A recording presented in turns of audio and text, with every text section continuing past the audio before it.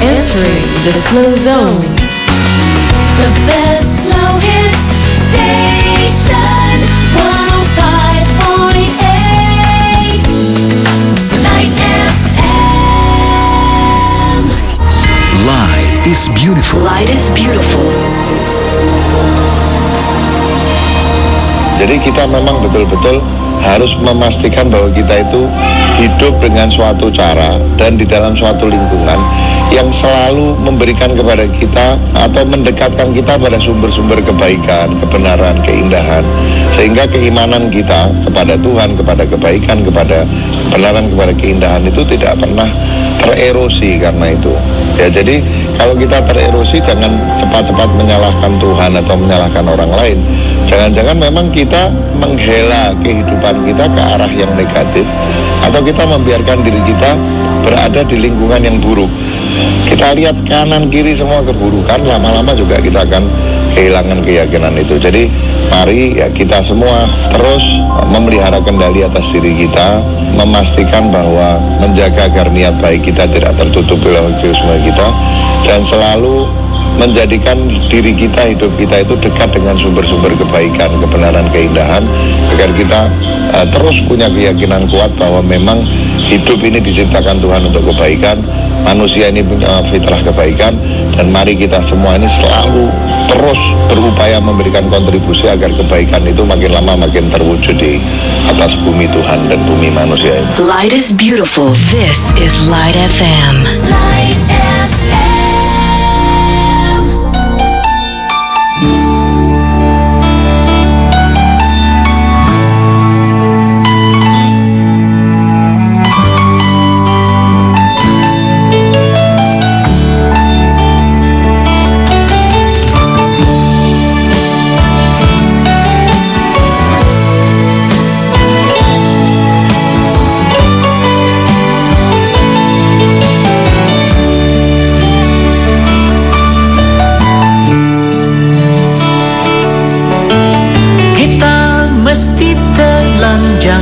Dan benar-benar bersih, suci lahir dan di dalam batin.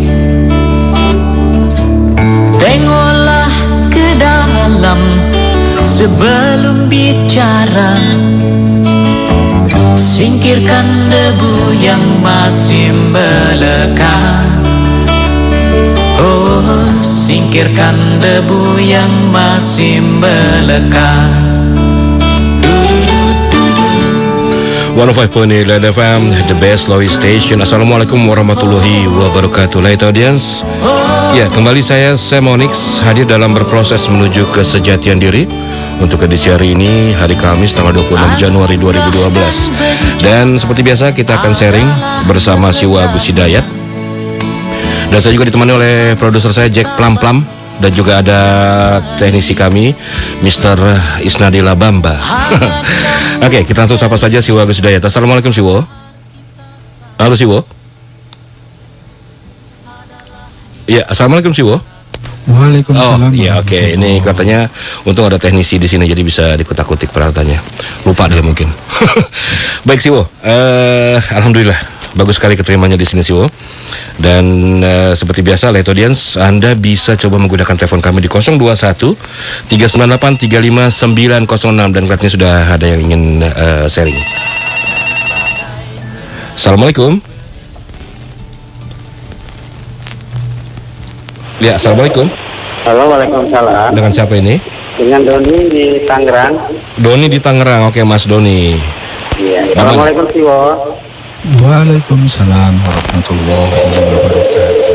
Saya ingin tanya Siwo, ketika kita mengatakan bahwa Tuhan dapat melakukan sesuatu, yang saya maksudkan bahwa jika Tuhan menghendaki, Dia akan melakukannya, dan jika tidak, Dia tidak akan melakukannya. Lalu pertanyaannya, apa yang bisa menyebabkan bahwa Tuhan itu tidak melakukan sesuatu? Apakah kehendak Tuhan itu ada yang membatasi sih? Terus yang kedua, manusia nanti setelah dia dihisab, dia akan akan tahu apakah dia akan masuk surga atau masuk neraka gitu. Nah, pertanyaannya, apakah dengan adanya surga dan neraka tersebut bisa dikatakan bahwa Allah itu mempunyai kewajiban gitu terhadap manusia yang melakukan kebaikan, dia harus masukkan orang tersebut ke dalam surga, dan orang yang banyak berbuat salah dia memiliki kewajiban bahwa Allah itu harus memasukkannya ke dalam neraka. Mohon di-sharingkan Siwo. Iya, sebentar Doni di Tangerang sebentar. Siwo gimana? Sudah bisa ditangkap ya Siwo ya? Semampu saya bisa. Gimana Siwo? Semampu saya. Oke, baik. Terima kasih Mas Doni. Assalamualaikum. Waalaikumsalam warahmatullahi wabarakatuh. Ya, baik. Silakan Siwo. Sambil kita membuka acara, dan silakan Siwo untuk kita memulai sharing malam hari ini. Monggo Siwo. Yuk. Kepada teman-teman semua, para Light Audience, beserta seluruh staf dan keluarga besar Light FM, Assalamualaikum warahmatullahi wabarakatuh. Waalaikumsalam warahmatullahi wabarakatuh. Bismillahirrahmanirrahim. Walhamdulillahi rabbil alamin.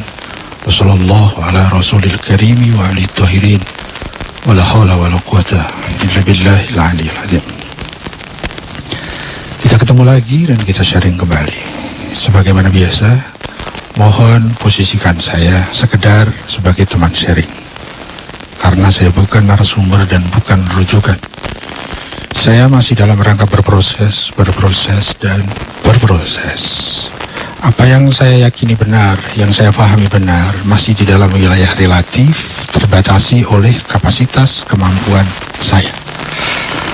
Sehingga yang saat ini saya pahami dan saya yakini benar, belum ada jaminannya pasti benar, karena bisa jadi ada hal-hal yang saya belum tahu di mana letak kesalahannya.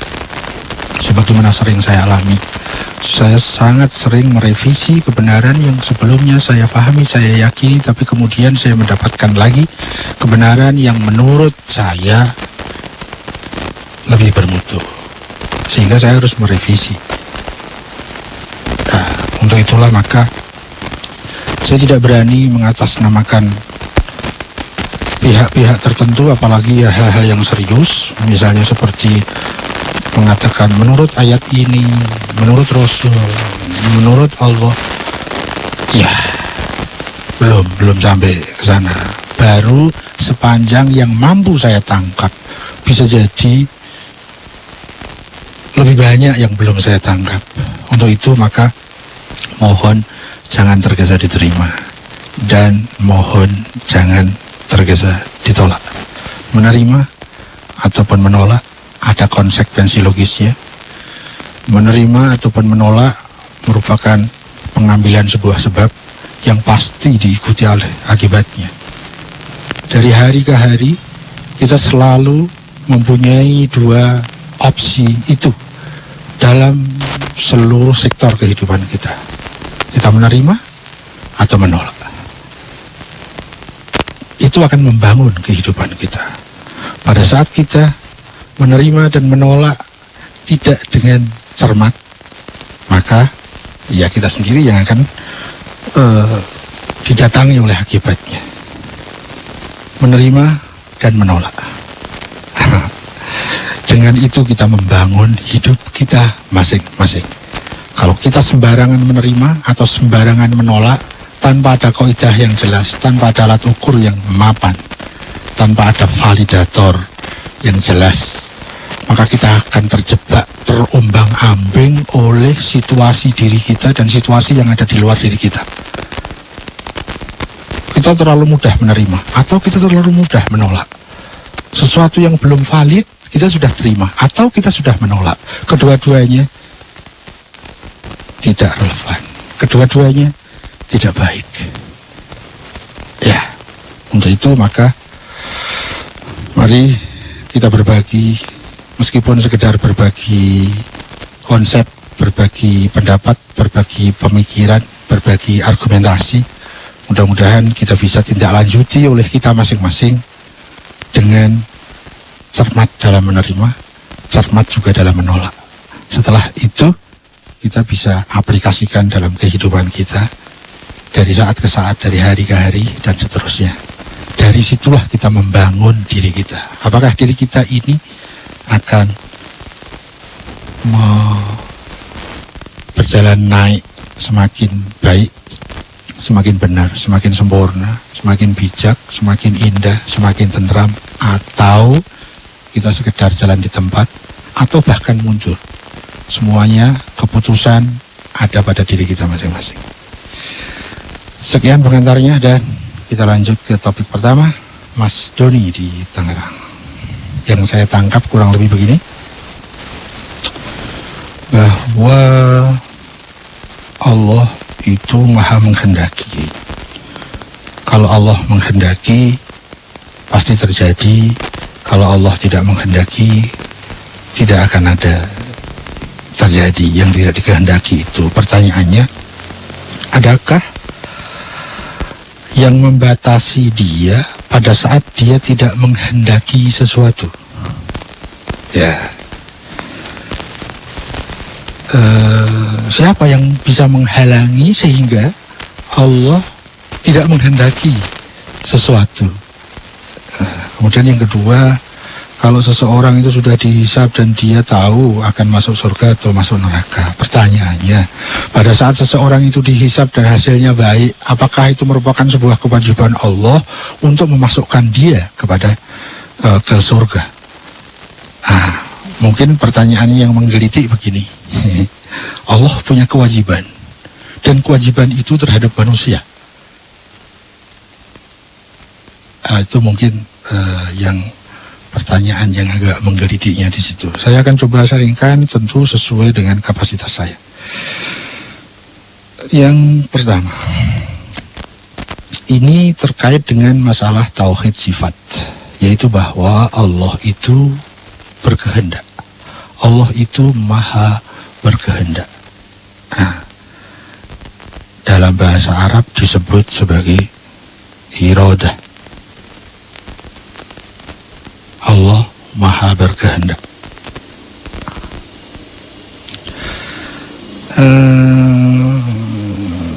Sekedar sedikit ya untuk mengungkap background lagi tentang tauhid sifat. Tauhid sifat berfungsi sebagai jembatan yang menuntun kita untuk memahami kesempurnaan Tuhan itu seperti apa.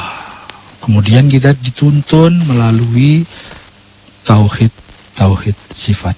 Tapi jangan lupa bahwa tauhid sifat berfungsi mengantarkan agar kita ma'rifah terhadap zatnya. Jangan sampai kemudian tauhid sifat ini justru menjebak kita jadikan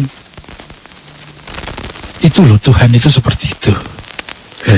Sifatnya begini, sifatnya begitu gitu. Sehingga tauhid sifat itu akan berubah fungsi menjadi sebuah terminal ma'rifat kepada Tuhan. Padahal tidak. Paling tidak sepanjang yang saya tahu. Tauhid sifat itu berfungsi sebagai jembatan mengenalkan kita terhadap kesempurnaan zat Tuhan. Jadi yang dituju itu zat Tuhan. Kita tidak boleh berhenti hanya di sifat tanpa kita lempar pusatnya itu kepada zatnya. Sedikit kita review. Di dalam pelajaran tauhid sifat itu kita diajari bahwa sesuatu yang sempurna itu pasti sesuatu yang berkehendak. Kalau tidak berkehendak, tidak bisa sesuatu itu disebut sempurna. Kehendak itu ada dua. Ada kehendak yang ada hubungannya dengan jalur kesempurnaan, ada yang justru kontradiktif dengan kesempurnaan. Nah, kalau kita mempelajari tauhid sifat dalam masalah iradah ilahiyah ini, kehendak Allah ini, maka semua kehendak yang baik itu terkait dengan sifat Allah. Bisa dikatakan ini merupakan sifat wajib. Tetapi kehendak yang buruk itu kontradiktif dengan kesempurnaan, maka harus disingkirkan dan biasa diberi istilah dengan sifat yang mustahil. Mustahil Allah itu sempurna kok punya kehendak buruk. Ya, jadi dalam masalah kehendak Tuhan, yang menjadi sifat wajib Tuhan adalah kehendak yang baik, kehendak yang bijak, kehendak yang adil, kehendak yang proporsional. Di luar itu tidak ada hubungannya dengan Allah. Gitu. Nah, siapa yang menentukan apakah Allah berkehendak atau tidak berkehendak? Ya tentu yang menentukan Allah sendiri. Allah maha berkehendak, Allah maha pandai, Allah maha bijak, dan ini ada simpulnya, Allah maha adil. Jadi apapun yang dikehendaki oleh Allah pasti ada pada substansi keadilannya. Dengan segala tingkat-tingkat keunikan keadilannya, bahkan kita tidak bisa membatasi bagaimana kesempurnaan keadilan dalam kehendak Tuhan. Ya, jadi Allah lah yang menetapkan dirinya apa yang dikehendaki dan apa yang tidak dikehendaki. Sesuatu yang ada nilai keburukannya sedikit apapun, pasti Allah Maha Suci dari menghendaki yang demikian. Ya, jadi kalau dipertanyakan dengan ala Mas Doni di Tangerang tadi, bahwa Allah mandiri dalam berkehendak, Allah maha berkehendak, juga maha untuk tidak berkehendak. Berkehendak dalam keadilannya dan mustahil berkehendak di dalam lawan dari keadilan itu. Ya, kurang lebih seperti itu. Jadi bukan karena ada dibatasi sehingga Allah tidak menghendaki, enggak lah. Lanjut ke topik kedua.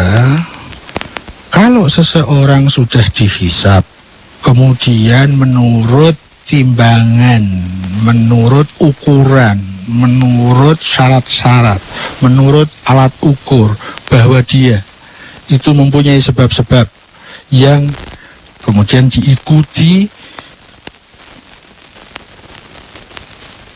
oleh akibatnya.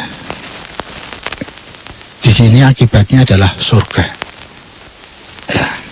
Apakah berarti Allah punya kewajiban untuk menaikkan dia, menempatkan dia di surga? Kata kewajiban di sini kayaknya kita perlu agak cermati. Saya mempunyai bangunan berpikir seperti ini.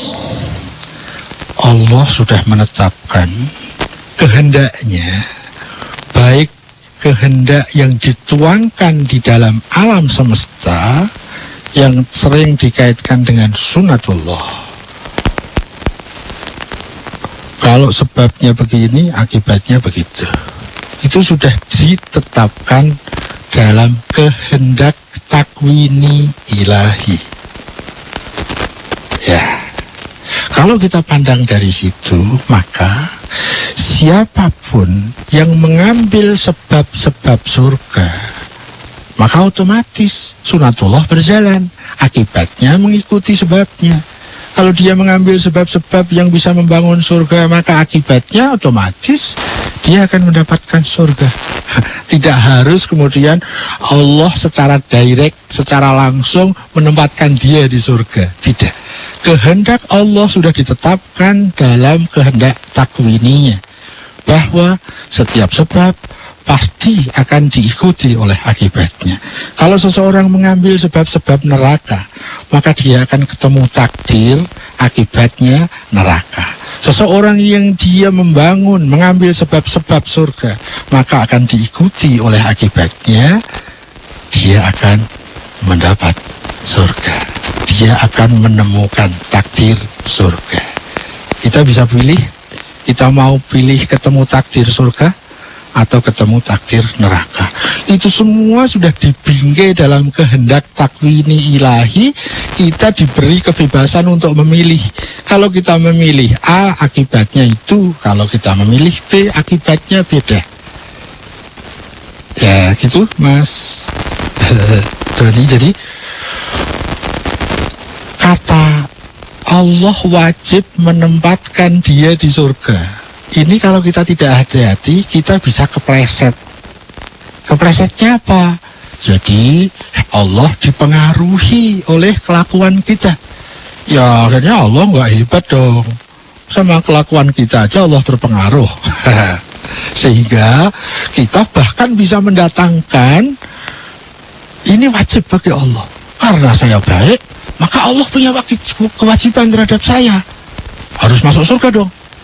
Nah, misalnya begitu ya. Nah, ini kita harus hati-hati untuk memaknai, memahami kata wajib di sini. Ya, saya lebih suka mendekatinya dengan cara berpikir yang tadi. Allah menetapkan sunatullah. Di dalam sunatullah itu, setiap orang mengambil sebab, pasti akan ada konsekuensi logis akibatnya. Yang mengambil sebab surga, ya otomatis hukum berjalan, dia akan mendapat akibat surga. Siapa yang mengambil sebab neraka, dia akan mendapatkan akibat neraka. Ya, itu lebih enak, lebih selamat, tidak mudah menjebak kita. Tapi kalau kita menggunakan istilah Allah wajib memasukkan Nabi ke surga, misalnya begitu ya. Nah, kata wajib di sini kalau kita tidak hati-hati, kita bisa kepleset. Ya, meskipun kalau kita hati-hati, kita punya basic tauhid yang baik, pasti kita tidak akan terjebak dengan kata itu. Tapi kalau kita kebetulan kurang cukup di dalam makrifah kita, di dalam mentauhidkan Tuhan, bagaimana kita memahami tentang sifat-sifat Tuhan misalnya, kita bisa terjebak. Jadi seakan-akan Tuhan itu bisa dipengaruhi oleh kita. Kalau kita berbuat baik, Allah wajib memasukkan saya ke surga. Kalau saya berbuat buruk, Allah wajib memasukkan saya ke neraka. Kalau saya berbuat baik, Allah tersenyum. Kalau saya berbuat buruk, Allah cemberut. Ya nggak hebat dong Allah. Kenapa nggak hebat? Itu mudah sekali dipengaruhi dari bawah, dipengaruhi oleh makhluknya. Berarti tidak hebat. Allah tidak seperti itu. Allah itu sempurna. Tidak ada yang bisa mempengaruhi selain dirinya sendiri. Dan seluruh pengaruh pada dirinya adalah kesempurnaan dan keadilan. Selesai. Lanjut dulu. Mendadak sekali selesainya sih, Bu. Ya, ini gimana? suara yang saya dengar, apa namanya? Ada ekonya. Delay sih, Bu ya.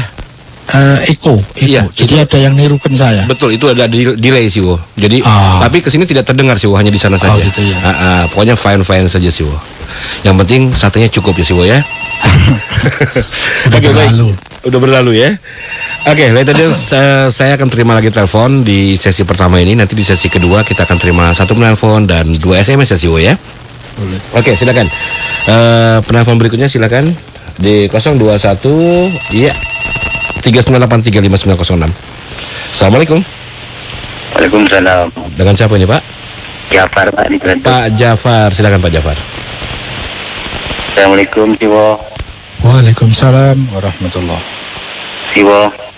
Yuk. Mau sharing, Siwo. Yuk. Pemahaman saya bahwa setan itu tugasnya menggoda manusia. Tetapi setelah saya mendengarkan sharing dari Siwo, pemahaman saya udah mulai agak berubah nih Siwo. Makanya saya mohon sharing nih. Jadi tugas setan itu dicipta sebenarnya apa Siwo? Halo? Ya, gimana Pak Jafar? Tugas dari iblis sendiri dicipta oleh Tuhan itu apakah menggoda manusia? Oke. Sementara kemarin sharing Siwo itu kan ada Tuhan itu tidak pernah menciptakan kejahatan. Nah, dan kalau seandainya pikiran kita ditata dengan rapi, berarti setan nggak menggoda kita, kan begitu? Iya. Mas En. Betul. Jadi ini saya masih kurang ini nih Siwo, tolong di-sharingkan aja, mungkin Siwo lebih paham deh. Ya, jadi minta diperjelas begitu ya? Diperjelas. Baik. Oke, terima kasih Pak Jafar, itu saja. Sama-sama Mas Ren. Assalamualaikum. Waalaikumsalam warahmatullahi Waalaikumsalam warahmatullahi wabarakatuh. Terima kasih Pak Jafar sharingnya hari ini. Silakan Siwo. Sebelum ke topik berikutnya, saya ingin menyampaikan sesuatu. Antara lain, akhir-akhir ini ada beberapa yang mengirimkan SMS lewat HP dan beliaunya meminta agar dibahasnya di acara on air ini. Nah, kepada teman-teman yang kebetulan ngirimkan SMS itu, saya memohon maaf, saya tidak bisa untuk mengabulkan pertanyaannya karena di acara on air ini sudah ada boxnya sendiri. Kalau mau SMS ya lewat nomornya Light FM, tidak ke nomor saya. Ya, kalau ke nomor saya itu sifatnya bukan on air di Light FM, tapi kita ngobrol via HP FM. Ya, itu yang perlu saya sampaikan agar tidak kecewa beliau ya. Memang untuk mengirim SMS ke Light FM mungkin sudah sekian kali mengirim tapi kok nggak dibacain. Itu tugasnya Mas Sam. Jadi bisa dikonfirmasi sama Mas Sam. Mas Sam, kenapa saya mengirimnya sudah sejak lama kok tidak pernah ada yang ditampilkan? Nah, itu juga mungkin saya harus klarifikasi juga sih bahwa saya sekalian saja. Iya. Sekalian sih, jadi unek-uneknya keluar semua sih, ya. Iya, jadi memang Light Audience saya akan selalu membacakan request yang pertama kali masuk itu ya. Jadi first come, first in gitu ya. First out gitu ya. Jadi yang pertama kali masuk itu yang akan saya bacakan. Nah, saya berdasarkan urutan yang sudah masuk. Tapi itu pun kadang-kadang tidak saya bacakan karena kadang-kadang pertanyaannya itu mungkin yang pernah dibacakan atau pernah disaringkan gitu loh. Begitu sih, Wo. Gitu ya. Begitu sih, Wo. Begini juga boleh sebetulnya. Ya, itu urusan penjenengan. Saya tidak ingin ikut campur. Gitu ya. Saya punya tugas sendiri, penjenengan punya tugas sendiri. Kita konsentrasi tugas masing-masing. Iya. Ya. Teman-teman yang kebetulan tadi terkait dengan yang saya sampaikan, silahkan langsung saja call ke HP saya di jam besuk. Ya, kira-kira begitu. Dan kita masuk lagi dari Mas Jafar. Beliau tadi menyatakan, kalau saya tidak salah tulis, setan itu tugasnya menggoda manusia. Tapi beliau kemudian mempertanyakan, apa sih sebenarnya tugas setan? Kemudian terkait juga dengan pembahasan yang kemarin bahwa Tuhan tidak pernah menciptakan kejahatan, Tuhan tidak pernah menciptakan keburukan. Ya, kita akan coba sharing. Yang pertama begini, Mas Jafar, Setan. Kalau kita menggunakan bahasa sosial, bahasa masyarakat, itu kita akan memahami bahwa setan itu paling tidak ya, ada beberapa pengertian yang beredar di masyarakat sepanjang yang saya tahu. Misalnya bahwa setan itu makhluk halus. Setan itu loh hantu-hantu gitu. Sehingga ada sinetron judulnya Di Sini Ada Setan. Misalnya begitu.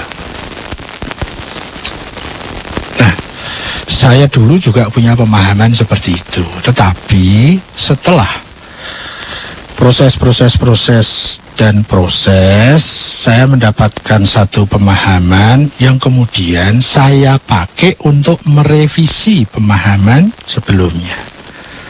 Hingga saat ini, sementara ini, yang saya pahami sebagai setan adalah setan itu bukan eksistensi. Setan itu bukan keberadaan atau entitas tertentu, bukan. Tapi setan itu sifat-sifatnya iblis, itu setan. Kalau sifat-sifat iblis itu ada pada saya juga jadi setan. Kalau sifat-sifat iblis itu ada di Mas Sem juga setan. Jadi setan itu sepanjang yang saya tahu tidak sama dengan yang beredar di sinetron-sinetron. Yang dikesankan makhluk halus, ya, jahat, gitu kan? Nah, yang saya pahami, siapapun kalau dia mengadopsi sifat-sifat iblis, maka dia setan. Sehingga setan itu bisa manusia, bisa jin, bisa makhluk kasar, bisa makhluk halus. Bisa setan itu saya, bisa Anda. Bisa ada setan yang pakai jilbab, bisa ada setan yang bergelar ulama, bisa juga ada setan yang bergelar pejabat, ada juga setan yang bergelar rakyat. Jadi semua yang mempunyai sifat-sifat iblis, dia adalah setan. Ya. Semakin banyak sifat-sifat iblis yang diadopsi oleh seseorang, maka setannya semakin stadiumnya semakin tinggi, semakin buruk, semakin jahat, semakin egois. Itu kira-kira. Ya, itu setan. Mungkin yang dimaksud oleh Mas Ja'far tadi itu iblis. Kalau iblis adalah sesuatu yang punya eksistensi, punya keberadaan. Dalam bahasa Arab disebut dia maujud, punya wujud, punya eksistensi. Gitu. Nah, apakah iblis itu ditugaskan untuk berbuat buruk? Ya enggak lah. Kalau Allah menugaskan makhluknya untuk berbuat buruk, ya Allah buruk. Wong memerintahkan keburukan. Kan buruk. Jadi kalau iblis itu berbuat buruk dalam rangka tugasnya melaksanakan perintah Tuhan, berarti kan yang jadi aktor intelektualnya kan Tuhan. Jangan salahkan iblis, salahkan Tuhan dong. Jadi iblis tidak buruk, yang buruk yang memerintah. Istilah bahwa iblis punya tugas menggoda manusia, ntar dulu lah, ini problem tauhid. Mustahil Allah memerintahkan keburukan, karena itu bertentangan dengan kesempurnaan. Kenapa iblis itu selalu menggoda manusia? Masalahnya ada pada egoisme iblis. Iblis itu salah satu entitas bangsa jin yang dia juga punya jasmani dan rohani, cuma jasadnya halus. Dia juga punya nafas, dia punya ego. Nah, dia dikuasai oleh egoismenya itu. Dalam pelajaran saya, yang saya tangkap, yang cukup menonjol egoismenya iblis itu adalah satu, adalah egoisme senioritas. Iya. Jadi dia merasa lebih senior ketimbang Adam misalnya. Dia lebih bangsa yang lebih senior dibandingkan manusia. Dia tidak mau kalau dia perintahkan Tuhan untuk bersujud kepada Adam.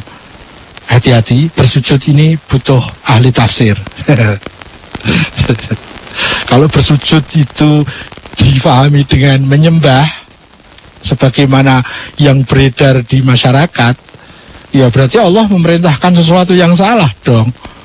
Yang disembah itu hanya Allah. Allah memerintahkan iblis untuk sujud kepada Adam.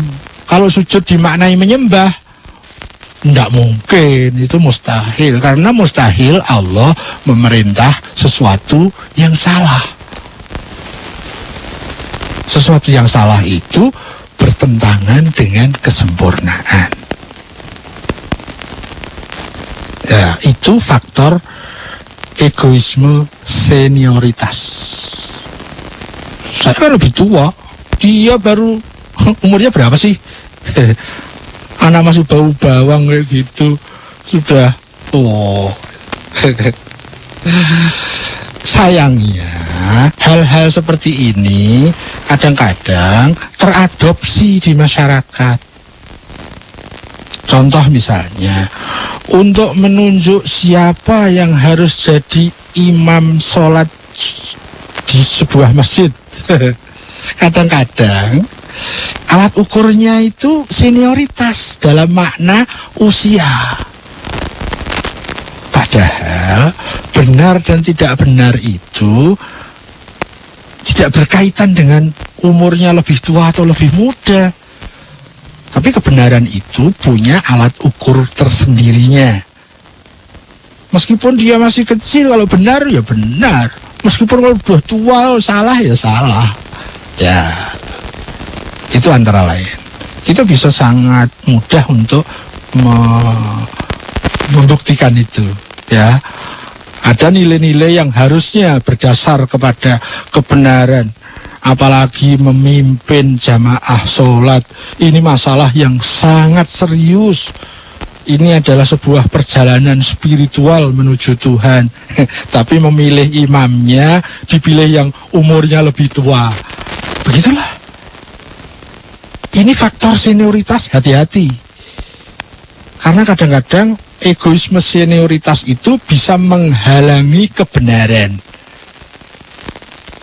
Nah, itu salah satu yang menonjol sifat iblis, egoisme senioritas. Ya. Ada lagi egoisme apa ya? Saya mau mengistilahkan agak sulit. Egoisme darah. Mungkin begitu lebih enak. Dia kan darah jelata, kita ini darah biru. Kita ini darah ningrat misalnya. Dia kan cuma rakyat biasa, kita kan pejabat. Kadang-kadang itu dipakai alat ukur. Itu bahaya. Ya. Di dalam kajian-kajian tafsir, kalimat vulgarnya begini. Saya kan dicipta dari api, dia dari tanah yang kumuh. Ya, darah saya kan biru, darah dia kan jelata. Kebenaran itu tidak ada hubungannya dengan itu. Kebenaran punya alat ukurnya sendiri. Siapa pribadi yang lebih tinggi nilai dan mutunya, itu kriterianya ada. Bukan dari saya keturunan ningrat atau bukan. Ada faktor egoisme keturunan, mungkin gitulah. Ya, bisa dieksplor sendiri lebih lanjut. Kalau kita mengadopsi egoisme ala iblis itu, ya kita jadi setan. Dan itu Allah menciptakan nafas pada iblis itu bukan untuk itu fungsinya. Fungsinya untuk menyempurnakan dirinya, untuk berproses menuju kesempurnaan, bukan untuk menghambat dan menghalangi kebenaran pada dirinya sendiri. Jadi Allah menciptakan nafas pada jin itu baik. Allah menciptakan nafas pada iblis itu baik. Iblislah yang tidak proporsional. Iblislah yang menfungsikan sarana itu tidak sebagaimana mestinya. Jadi yang membuat buruk bukan Allah. Iblis berbuat buruk bukan perintah Allah. Allah melarang perbuatan buruk itu. Jadi kalimat yang mengatakan saya ulangi, iblis punya kewajiban menggoda manusia. Ini hati-hati. Kita bisa terpeleset pemahaman kita. Karena kalau iblis itu menggoda manusia, itu merupakan pelaksanaan tugas dari Tuhan. Tuhannya yang buruk nanti, karena Tuhan memerintahkan keburukan. Gitu. Itu sepanjang yang saya tahu. Kali loh gitu. Ya, jadi tadi tentang iblis, tentang setan, kemudian bahwa Tuhan tidak pernah menciptakan kejahatan. Tuhan tidak pernah menciptakan keburukan. Ya, lanjut. Ya, baik, terima kasih Siwo dan Light Audience. Kita masih punya waktu, jadi silakan Anda bisa gunakan kembali telepon kami di 021 398 35906 ya. Sekali lagi di 021 398 35906. Assalamualaikum. Waalaikumsalam. Ya, dengan siapa ini? Waalaikumsalam. Dengan siapa ini? Waalaikumsalam. Ini yang mau saya sharingkan. Maaf, dengan siapa Pak? Dengan Pak Roni dari Tangerang. Pak Roni ya? Ya. Oke, silakan Pak. Apakah itu Islam, iman dan ihsan? Ya itu aja. Islam, iman dan Ihsan. ihsan. Ya, tolong misalnya apakah itu? Ya. Ya baik, Ya. terima kasih. Assalamualaikum. Ya, waalaikumsalam warahmatullahi wabarakatuh. Apakah Islam, iman dan ihsan? Mohon disaringkan Siwo, monggo. Mas Roni di Tangerang. Ini pertanyaannya sangat singkat, tapi jawabannya sangat tidak bisa singkat karena ini menyangkut hal yang banyak sekali. Saya akan mencoba men-sharingkan, tapi di dalam globalnya saja. Dan tentu tidak mungkin saya masuk ke hal-hal yang detail. Ya, secara global begini. Islam itu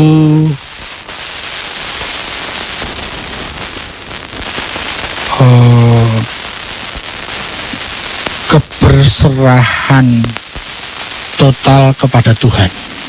Itu Islam. Kalau kita masukkan ke orang yang namanya Muslim, itu berarti dia berserah diri kepada Tuhan. Dia tidak pede dengan dirinya, tetapi pedenya dia sandarkan kepada kesempurnaan Tuhan. Sehingga salah satu contohnya, tapi contoh ini primer, dia tidak mau dengan bebas menggunakan kehendaknya sendiri, tetapi setiap dia punya kehendak, dia sesuaikan dulu dengan kehendak Tuhan. Lebih-lebih lagi, dia meniadakan kehendak dirinya dan dia ganti dengan kehendak Tuhan. Dia pasrahkan dirinya kepada Tuhan. Islam globalnya kayak gitu deh. Ini bukan soal identitas ya. Ini soal kepribadian, soal kedirian seseorang. Kalau identitas sih ya kita bikin KTP, bikin identitas. Agamanya apa? Islam. Nah, itu identitas. Bukan. Yang saya coba paparkan di sini bukan Islam dalam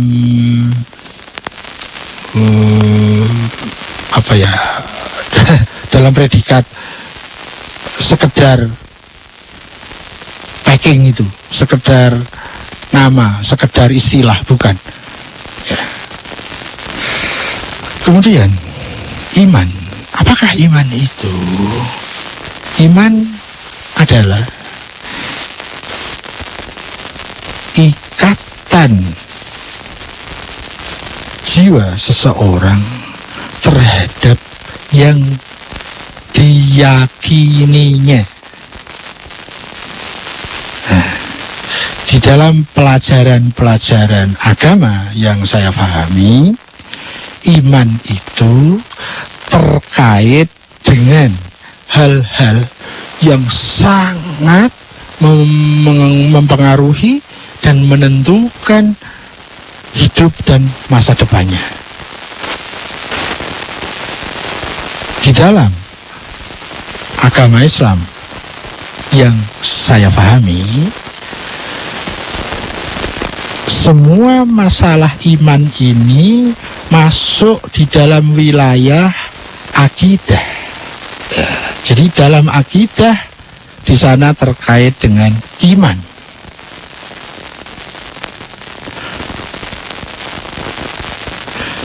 Iman itu wilayahnya ada pada diri kita yang batin, yang batiniah. Jadi iman itu masalah spiritual. Iman itu masalah hati.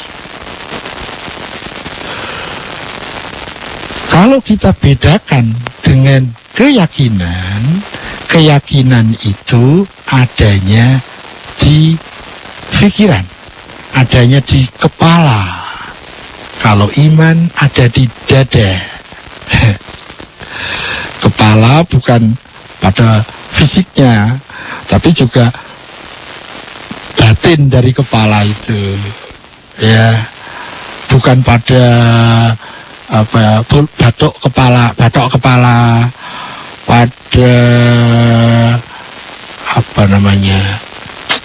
otot-ototnya atau darah dan daging yang ada di otak, bukan. Karena keyakinan itu bukan empiris, bukan fisikal, tetapi sesuatu yang batiniah, sesuatu yang gaib, yang terkait dengan masalah pemikiran, terkait dengan kepala. Ya, itu keyakinan. Iman itu lebih tinggi lagi, adanya di hati. Iman merupakan ikatan hati, ikatan jiwa terhadap hal-hal yang menentukan diri dan masa depannya. Yang paling primer, iman itu keterkaitannya dengan Tuhan, dengan Allah. Sekundernya kepada wakil-wakil Allah, Allah dan Rasulnya. Dan nanti berikutnya ada terkait dengan yang disebut dengan rukun iman misalnya, atau disebut sebagai akidah, ada yang menyebut sebagai usuluddin, atau prinsip-prinsip dasar agama. Itu tentang iman. Lalu ihsan. Apakah ihsan itu? Yang saya tahu, seluruh kebaikan yang terkait dengan keikhlasan manusia menghamba kepada Tuhan, itu seluruhnya disebut sebagai ihsan. Ya, bentuk globalnya. Jadi ihsan itu tidak bisa keluar dari garis ibadah kepada Tuhan. Tidak juga bisa keluar dari nilai ikhlas. Ya. Apakah ada ibadah yang tidak ikhlas? Ya nggak ada. Kalau tidak ikhlas ya bukan ibadah. Tetapi ikhlas itu bertingkat-tingkat. Sehingga di dalam ihsan itu ada nilai yang bertingkat-tingkat. Kalau ikhlas itu lebih spesifik, kalau ihsan itu lebih umum.